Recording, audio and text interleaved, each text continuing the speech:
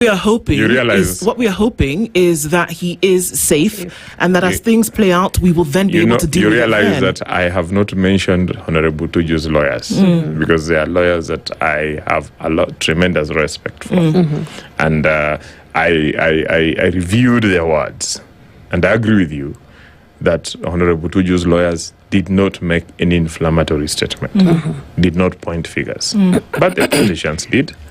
Yes. So I think it is a matter that should find opportunity to be presented to court. Let both parties present their versions, and it is important that it be determined. Why am I saying this? Because we are a country in transition. We are a country in transition, just like many other countries. Abduction is a serious crime all over the world, and there are incidences all over the world, and we have historically had problems with abductions, both by private citizens, but also by involvement of individuals within the state, and that the president himself came out.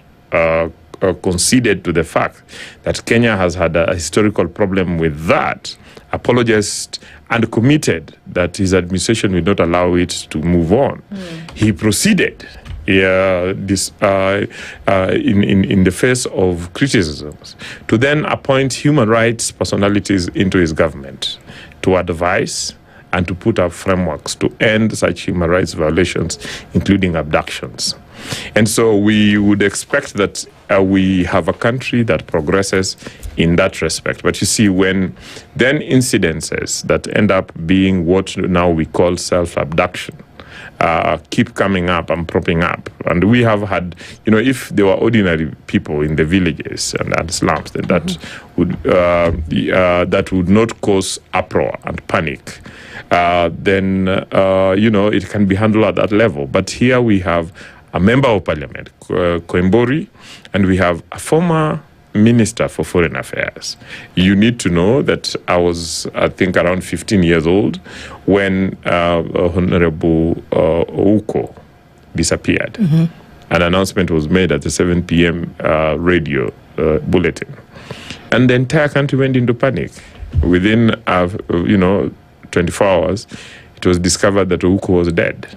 Okay, so definitely the mentions of that, the mention that Honorable Tuju was missing, sent panic across the country. So what am I saying? That even as we ensure that abduction end, we must ensure that the concept of abduction is not weaponized and politicized and used to manipulate the public and manipulate institutions and avoid accountability or avoid obligations.